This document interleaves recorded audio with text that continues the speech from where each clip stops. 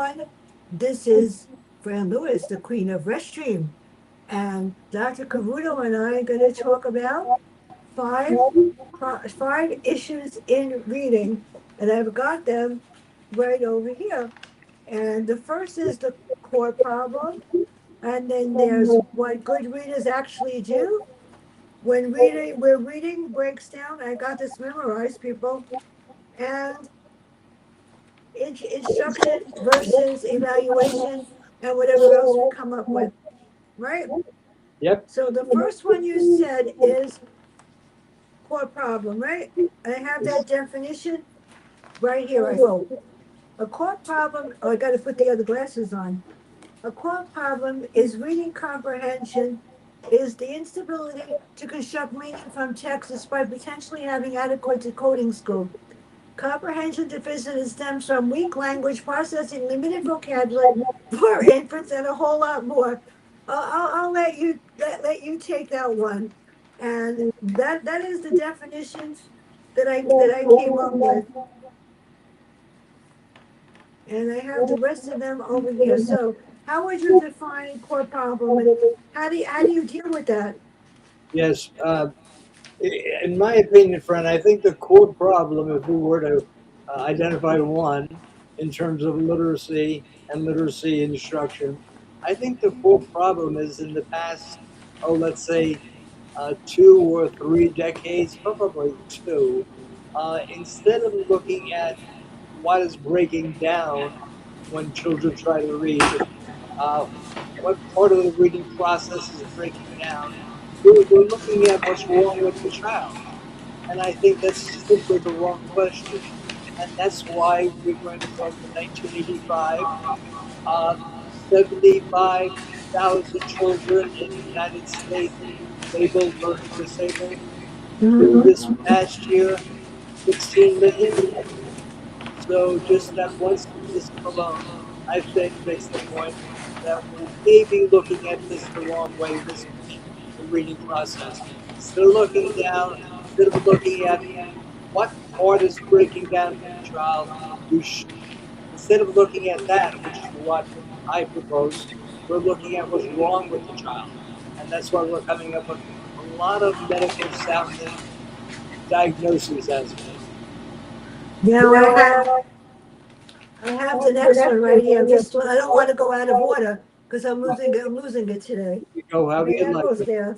The second one that you wanted to talk about, and this is to me one of the most important things in the world, is what good readers actually do.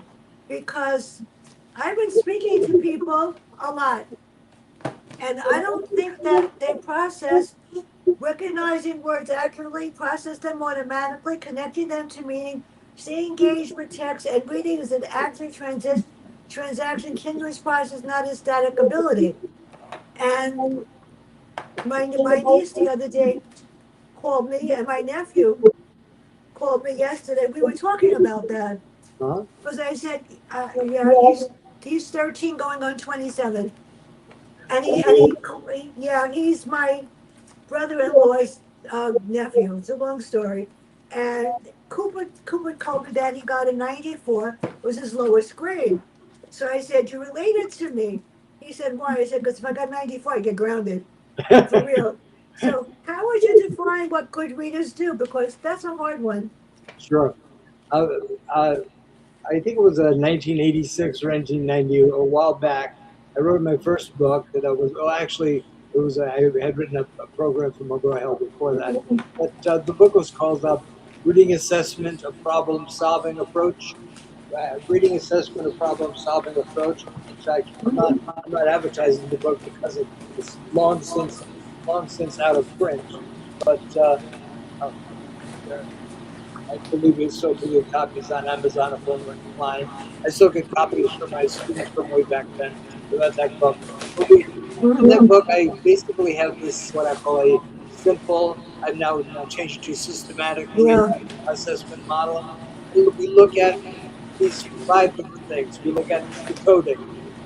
How well can the youngster figure out words? How well can he figure out printed words? Sometimes some people call that print translation, some call it word identification, Some call it word recognition. There's a big debate about that now. These things make me crazy because who cares what it's called? It's going from the print to the oral version. That's called decoding. Okay, that's one thing. Second thing is decoding automaticity. Now, not only can the youngster read the words, but can he read them automatically? Does he read he, he caught okay, he decoded it accurately, but not automatically. Okay, when there's some kind of intervening, mediating process, we call that uh, lack of automaticity. Okay. By the way, a youngster who is decoding well but lacks automaticity is not going to be crazy about reading out loud because he's going to falter on many words. Other kids will jump in. The teacher will jump in. That's a tough one. Okay. Decoding. If you can't decode, oh, that's a huge problem. It would be like, if I may, by analogy, it would be like you or myself trying to read Braille. Yeah? Can you read Braille for anybody? For the blind, the raised indentations? I don't think so. It's Neither you nor I can read Braille. Uh, and so we would have a decoding problem, and decoding problems always cause comprehension problems. Because if you can't decode the words, how can you possibly understand them? Okay, so we have decoding, decoding automaticity. Then we have word and world knowledge. Word knowledge is a fancy word for vocabulary, right? Vocabulary, or schemata, which is background knowledge. Both of those things are critically important in reading because when we read, we don't just take information from the page, we bring information to the page. It's called a reader text transaction.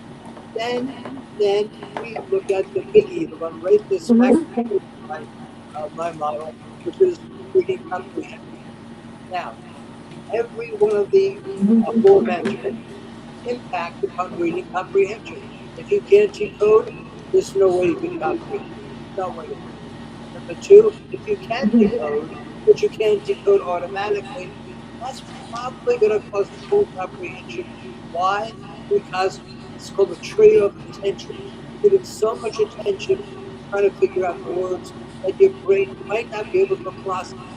I'm always amazed with youngsters who are not automatic, they still get it. That's remarkable. It's not really remarkable. There's always one thing with those students. They have great background knowledge. So even though they don't get the words automatically, they can kind of fill in the blanks, or they can compensate the mental energy drain by using their background knowledge. Okay. Uh, Comprehension, if you don't have good the vocabulary is poor, the world knowledge is poor, you don't know much, haven't been read through, just haven't been haven't had a lot of life experiences. Those two things will really they wreak havoc on reading comprehension. It's a mystery to me. It's a mystery. It's no mystery at all. A youngster doesn't know meanings of words. That I'm talking about the receptive vocabulary primarily, not the expressive. Reading is a receptive act. He's going to have or she's going to have a comprehension deficit. There's no doubt about it. Um, how many times do we equate reading with decoding? In fact, I've had over the years, I had a private reading center. I 40 years of professorial work, and in my reading center, I must have tested 4,000 students over the years. I had over 40 years, and sometimes parents would call up, "Hi, Dr. Cavuto. I was recommended to you. Thank you. But my child doesn't read. It's unbelievable. He's a good reader. He just doesn't understand anything." Well, it's not nice to laugh on the phone when people are calling for information, and you can see they're really struggling with this. So I sound professional, I think. I say, listen, so basically you're saying the youngster is good at decoding. He's good at decoding, he reads words fine, he might even be fluent, he just doesn't understand. And exactly. Now again, then I talk about having to bring him in so I can do all this, et cetera, et cetera. But To say the youngster is a good reader, teacher doesn't understand anything he reads, if I may, that's an oxymoron. Agree? Reading is all about understanding. But in schools, unfortunately, unintentionally, teachers will sometimes applaud decoding. And there's nothing wrong with that. But youngster will read a paragraph out loud to the class, second, third grade, and read it fluently, not miss a word, and the teacher will say, beautiful reading, Johnny, Jose, Joe. They shouldn't say that. And I know I'm being picky here, but why should they not say that very simply? Because that gives the reader an idea, the whole class, the idea that my teacher believes that reading is all about sounding good, saying all the words correctly, getting the words correct. That's wrong. That is Yeah. not what reading is all about. So what should the teacher say? In my opinion, it's very simple. Teacher should say, thank you, Joe. Thank you, Jose. Thank you, Johnny. Thank you for thank you for that. Now, tell me about it. Tell me what it said. Huh? By saying that, you're conveying a very important point to the whole class that reading is all about getting meaning. If the youngster says, ah, ah, ah, we really don't know anything, right? Then the youngster didn't read it well, didn't comprehend it. You see, reading is all about, as you well know, comprehension. Okay. So shall I stop there? Do you want to ask? Shall I continue with that, or do you want to ask another? It's really sad because a lot of kids that are really smart, they just I know that I review books, unfortunately. And you know what gets me is that I'm really smart. I memorized the book. Yeah. And what gets me is that sometimes some of the authors can be really nasty and they'll ask me questions about the book when I'm supposed to ask the question just to see if I really read it. Yeah. And especially the really famous ones said, why did you choose this? Why did you choose that page? Why did you choose that question? I Yeah. go, well, obviously I had to because I thought it was good. Right. They actually put you on the spot. Right. My little niece, Henley Rose, whenever I get to see her, she reads books at the table in the diner. She won't talk to people. Mhm. And then we'll talk about what she's read. She's really smart. But how many kids read and hear the words, and how many kids just read and don't hear what they're saying, even though they're good readers? Teachers don't appreciate that, Right. Right. and that's what bothers me. Yes, yes. In fact, I'm sure you used this term in another one of our talks that we've had in the past. That youngster who reads all the words perfectly sounds Yeah, fluent, okay? But when he's done, if the teacher wouldn't congratulate the yeah, beautiful decoding, instead say, just, all right, that was okay, thank you for reading that. Just tell us about what it read in your own words. Uh, and they'll say, oh, yeah, it was about a baseball game and this happened and that happened. Then the teacher can say, beautiful reading. See, in the first case, you're applauding what we call word calling. Word calling is simply when a youngster is just calling out the words, but it's not processing the meaning. Yeah? And how do you know that? It's only one, in my view, you I don't even know. have to ask questions. It's not even that complex. All you have to say is, tell me about what you read. Retelling is a great comprehension assessment. Actually, much better than specific questions. Because if you ask specific questions, the youngster might not know one or two, but he knows a whole bunch that you just didn't ask. Okay? So, uh, again, in my model, we constantly look to see where is there a minus or a plus. It's the kind of Venn diagram model. And if the youngster, let's take a hypothetical youngster, uh, Jose or Jill, and the youngster can, I give him a decoding test, I give her a decoding test, and their grade comes out fifth grade level. Now, fifth grade level, third grade, that's exactly what you'd like. You always want to have a 1 year cushion in decoding. However, what I noticed is, what I have to also notice as I'm watching a youngster read the words on the in isolation, which is psychologically invalid, but it's a way of smarting anyway. And I noticed, you know, the youngster read all the words not only up to the fifth grade level well, but also automatically. He didn't have to hesitate. He didn't have to sound out. He didn't have to think 3 o'clock. So that youngster is both decoding accurate and decoding automatic. Now, let's say he was fifth grade level decoding, but he wasn't automatic. He started slowing down terribly at the second grade level. That youngster is going to, I can make a prediction, and that's why I really, all those 4,000 kids I tested, I was the only one who tested them at my office. I did all of the initial assessments. Uh, I found it incredibly interesting.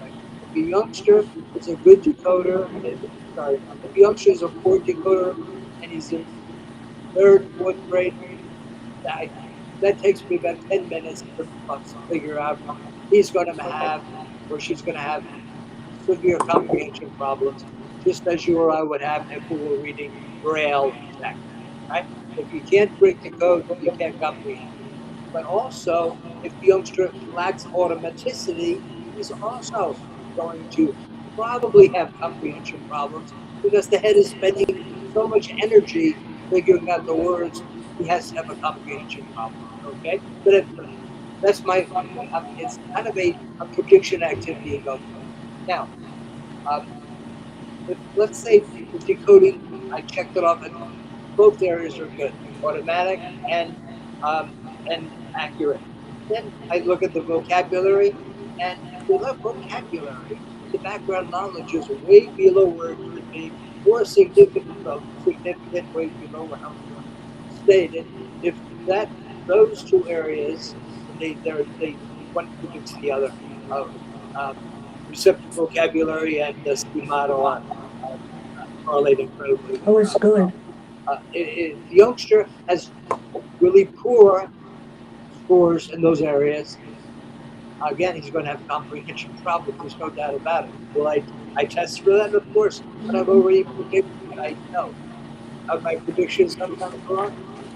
Without sounding terribly self-serving, not too much. But if I'm wrong, I'll look back to see what happened. Now, let's say, if I may, let's say the youngster is a good decoder, accurate. Let's say he's automatic. Let's say his world knowledge of the world. Do a verbal IQ test, we get that. If you body vocabulary test, it's great to do that. And so I'm checking off all the boxes. Then I give him a reading comprehension test. I don't do the number two pencil test, right? You know that, right? I have the youngster read a paragraph silently. Then I also time him, he doesn't know it. And then after I ask questions, and I get a youngster who had third grade, it's fifth grade level decoding, fifth grade level automaticity, great vocabulary, great background knowledge, but his comprehension, I started him off with a third grade passage because I always try to start easier than what I found out beforehand. And the youngster uh, is just about getting through the third grade passage in terms of the comprehension. The comprehension, usually you want to see about 80% or better, 75% or better. Yeah. So I gave the fourth grade test, and the fourth grade passage silently. By the way, it took him way more time than it should. How come? I'll tell you in a second. But number two, he scored like 2 out of 8 correct. Terrible. Here's, a, here's what's called, that I find this an interesting phenomenon. This is a reading comprehension problem with nothing specific to blame it on. I'm going to push this closer so I can see. Okay. Okay. I can't blame that problem on decoding. He decoded fine. I can't blame it on vocabulary. His vocabulary was fine. I can't blame it on background knowledge. Background knowledge. Yeah, I know. So what do I do? Well, this is where you have to. This I call a comprehension problem with nothing to blame it on. So we do one of a couple of things. If when someone's blind, we could say, there might be something there. You must know that's code, or there might be a learning problem there. You say. Number two, in my view, this is where I really love the teachers have more credit in the teaching of reading, because I know what's happening with that youngster. I know exactly what's happening. I can see inside his head. That youngster is not engaging in what's called meta comprehension strategies. We got two big ones more to do.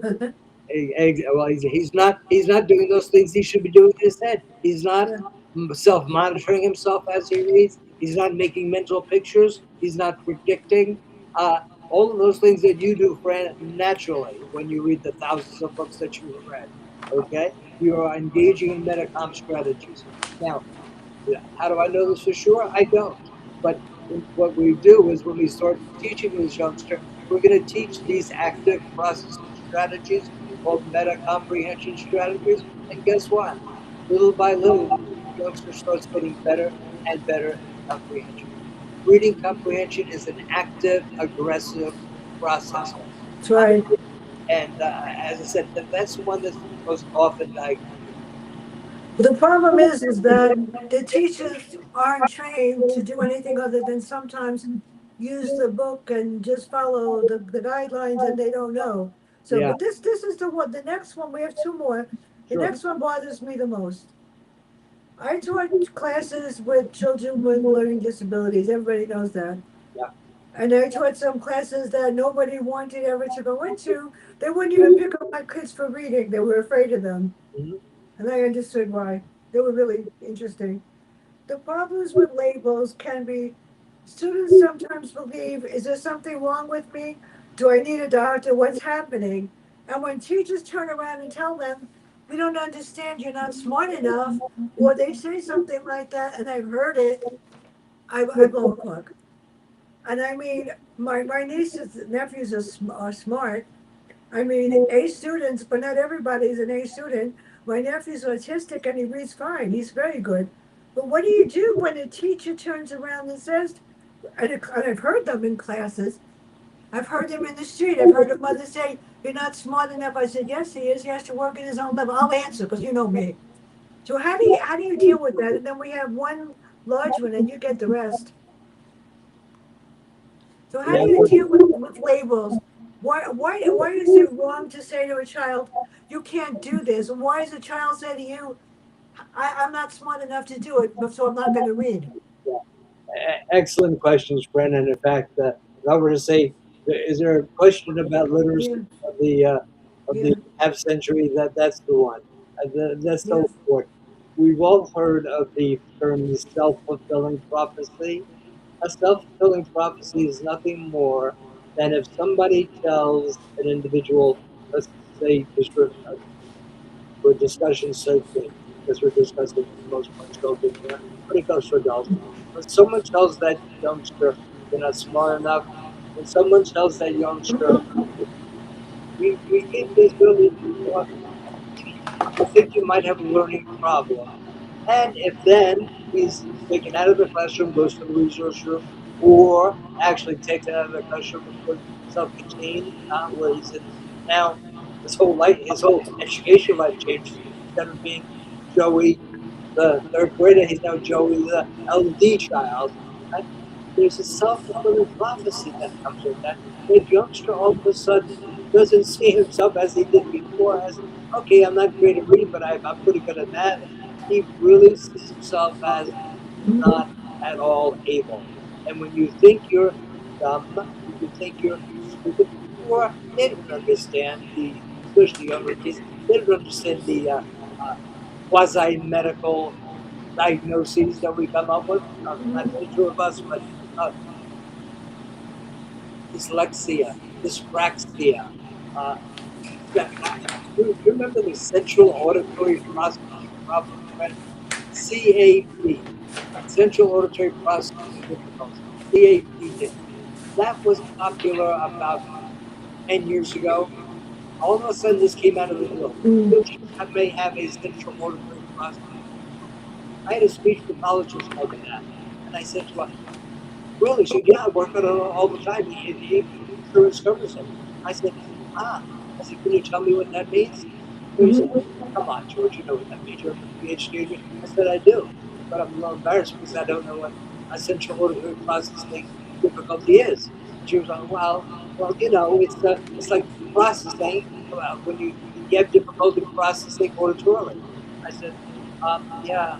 I said, what I'm having trouble with is youngsters read if they read silently, there's no auditory involved.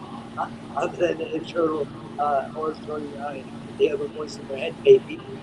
Good readers don't even need to hear their voice in their head, they're just going right to meaning. So the essential learning process difficulty, I heard so many kids came into my office with that Terrible. diagnosis, and I was always befuddled because I had no clue.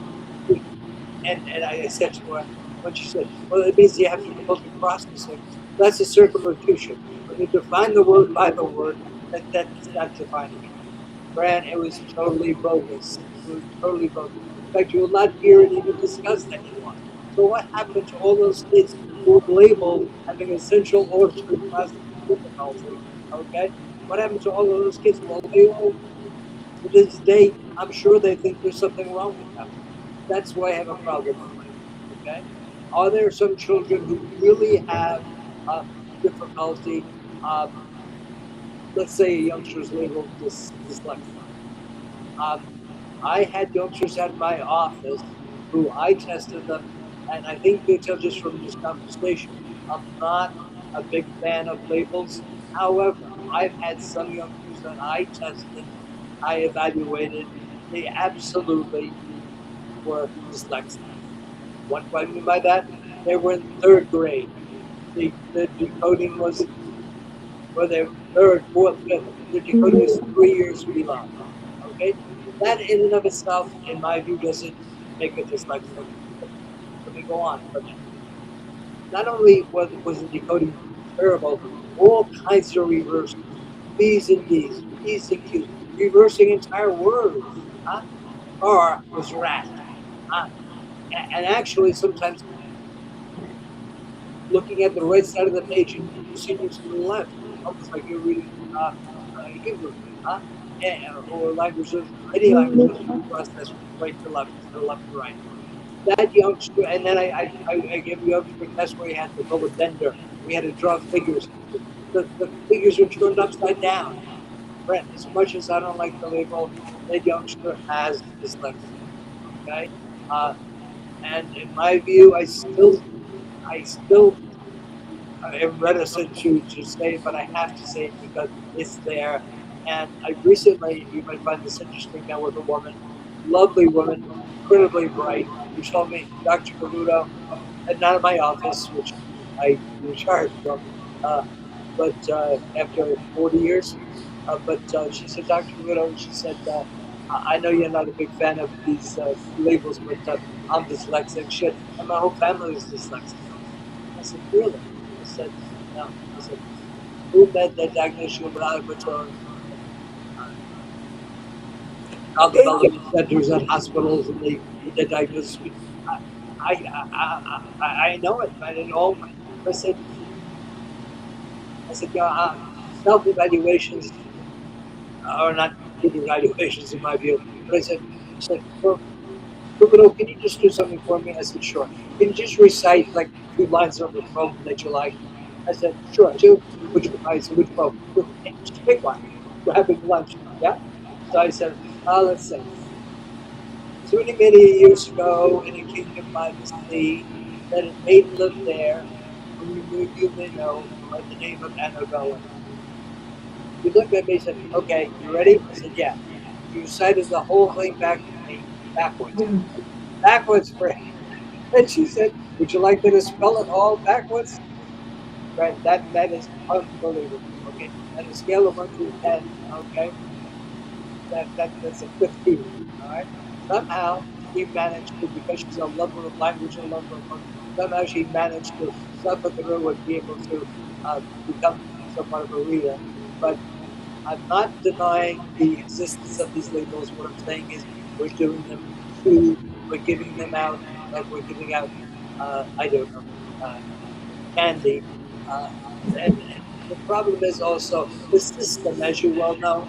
The youngster doesn't get the label, he doesn't get the accommodation. If he doesn't get the accommodation, they can't have things read to him or her. And he can't have things read to him or her. And one youngster in third grade, including in the first grade level, is in deep doo doo. So again, the whole system uh, really pushes towards labeling, and I think that's counterproductive. I really think it's counterproductive. I've had children who came in, and in fact, my mailman was bringing me mail the other day, and he, I, we, for some reason we changed mailman, mail people a lot, and he said I was standing at the door, so I walked out to meet him, and he said, handed me my mail. He said, "Are you Doctor Cavuto?"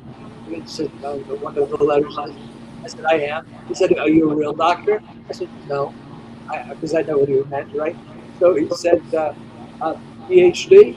I said, "Very good. That's exactly my time. I have a PhD in." He said, "Hold on, don't tell me. Um, I, tell me your area of specialty."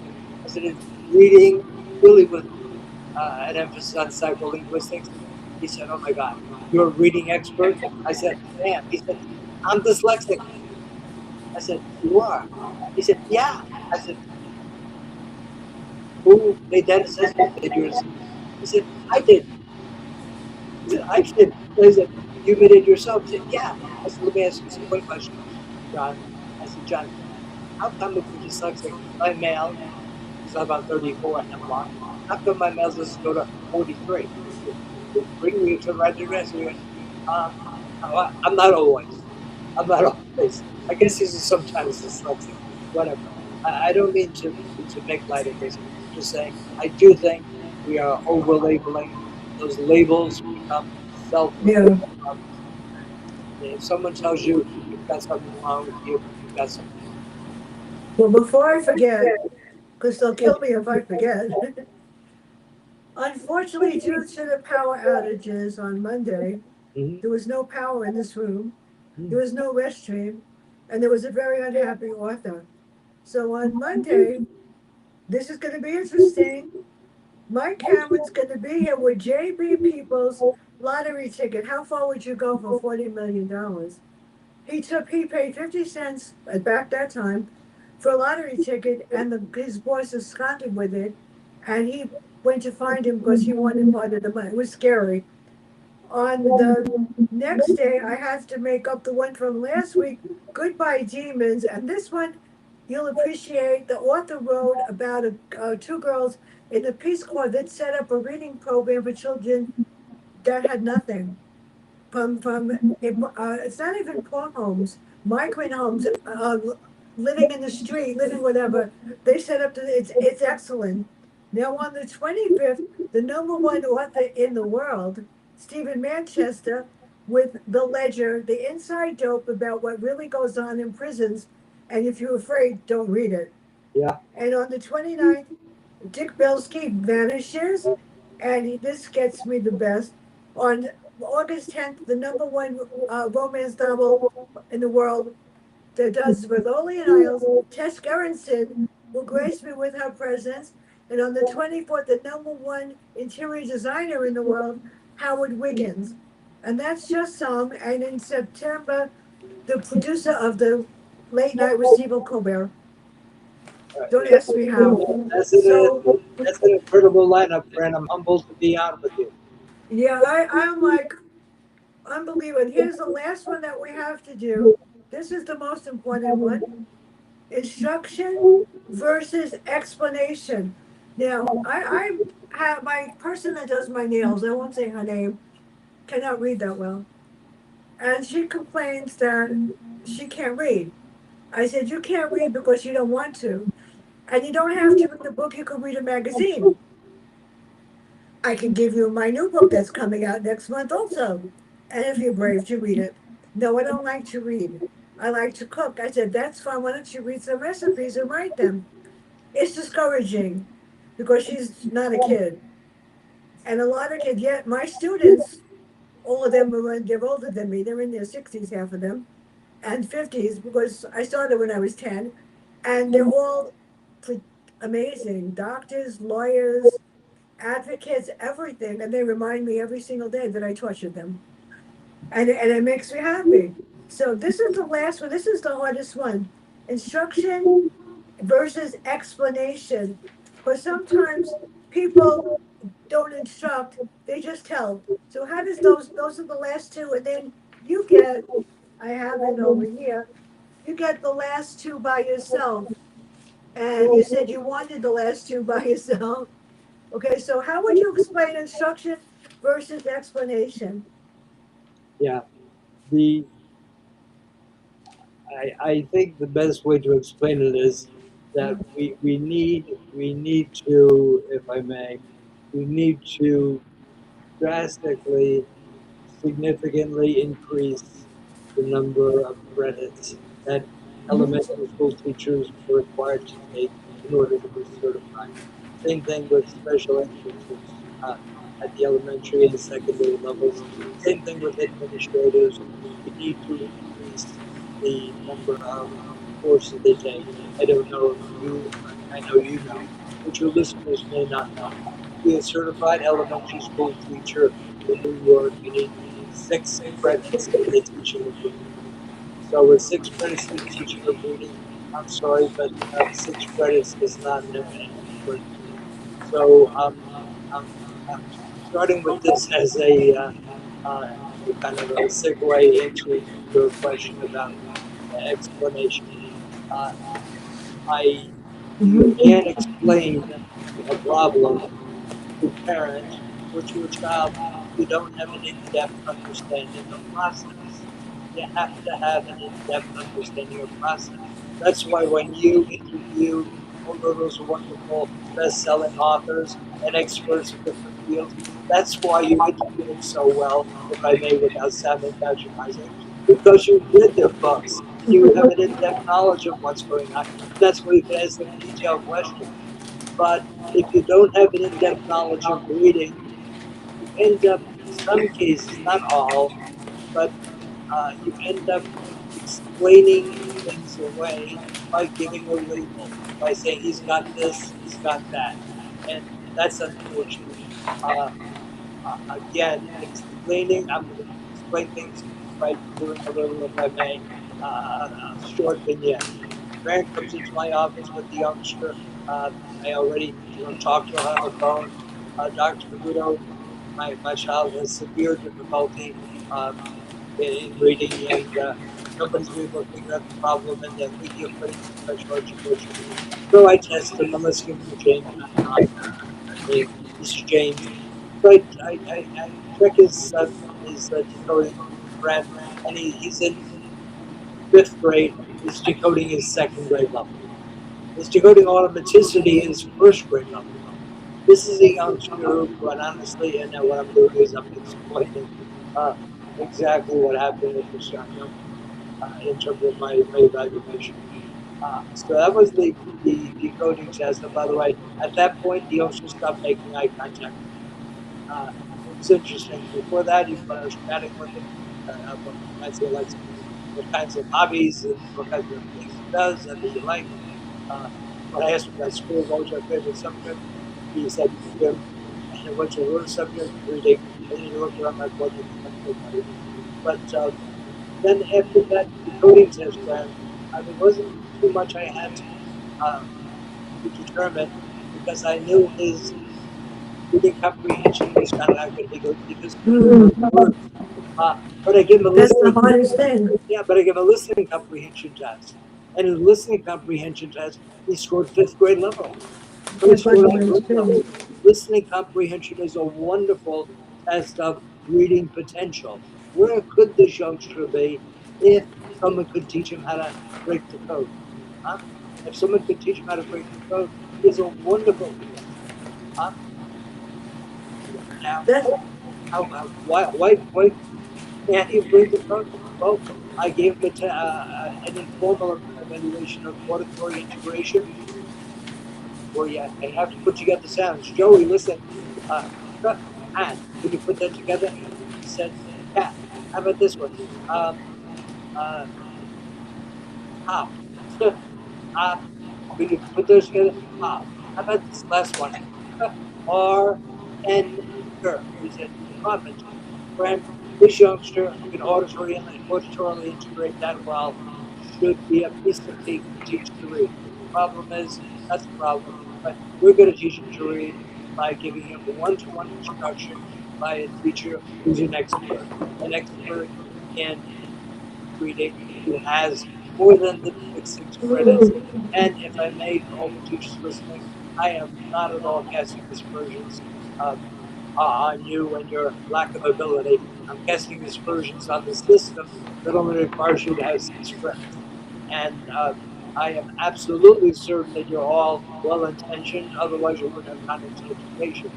But the point is, you have to have an in depth knowledge of reading to help a youngster like that who is 2, 3, 4 years below reading, below level reading. Without, by the way, easy way to deal with that is slap a label on. Slap a label on.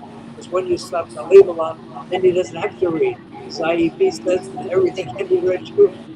And then into classes, things are read to him. He gets a push unlimited time.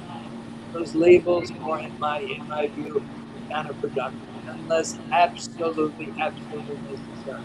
Over 40 years I've had this center, we've had many youngsters who were able to get jobs, and this will be my last statement because we're probably running over. But the reason we're able to get them up is simple. Number one, they were tutored by teachers who had master's degrees in reading at my office, who many of whom I trained and had great students in my class, you being one of them way back when. And secondly, we had the privilege of working one to one with them. And most teachers don't have that. Even in resource rooms, even self-contained, they don't get to work one to one. Usually, they have 2 or 3 aides working with to help them. And if they get to work, they have 8 kids. And if you get to work one to one, it might be for 10, 15, 20 minutes, but not for a significant amount. So the one to one and an expert teacher, that that is how I would explain how to fix really significant reading problems. And is it doable? Oh yeah, it most certainly is. It's very doable. What's the last thing you want to do? The last thing you want to do is slap a label on them and say, from now on, everything can be read to you. Because that takes away the motivation to read. And as a wiser person than myself said, no one ever got good at reading by not reading. That was Frank Smith, and also he's a That's hard. No, I have one more, sure. and then don't ask, but I have to go next. Okay, this is so true because teachers don't understand that if the children are that they don't hear it, they don't want to know. A lot of classes that I've gone into for reading, to do my reading instruction program the last year, and I noticed that I had a teacher on the other side of the room. I couldn't do it because you can't teach with another teacher that's doing something else or singing songs or whatever. And the kids were upset because they actually loved when I came. Now, my students, like I said, are on Facebook. They're all outstanding readers because I make sure they still read. But reading improves through engagement in the process. The more reader, the more we read, the more we engage, the more words they encounter fluent and become more importantly better than comprehension. And I know that I look at Henley Rose, and she was reading. Well, I got her the books. I get her a series that's on seventh grade level. She's in third grade. And my other nephew Lisa's on second grade, going on fourth grade. And I'll say to her, "Well, Henry Rose, you just read that chapter. What did you read?" And she'll tell it to me. Then we'll read it together. And I only get to see them on Rosh Hashanah. It's the only time I get to see them. And I have to bring books for her. And for my nephew, with Nigel Logan, I have to bring math books and math things. He's five. He's got a sixth grade math level at 5 years old, and he can read. The problem is that not enough parents encourage kids to read, and when they think they can't do it, they tell them don't bother. Exactly. And Exactly. that bothers me because my mother made me read when I was two because of my aunt, and the fact that I was smart, bothered everybody also. But to me, reading is power, and I'm upset because the post office hasn't brought my titles. And I finished like three yesterday, even though I didn't want to read. And and I'm getting all the New York Times ones that are not out yet.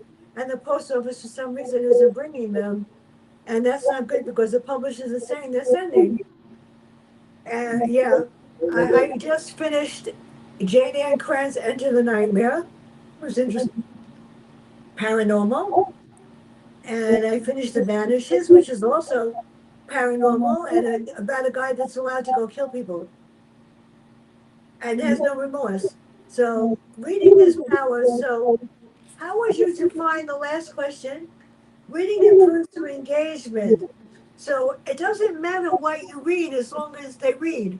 Yeah, yeah, And I mean, my mother used to say to me, read Little Women, read this, read um, a series by Beverly Cleary. Go like, Mom, I would rather read the classics.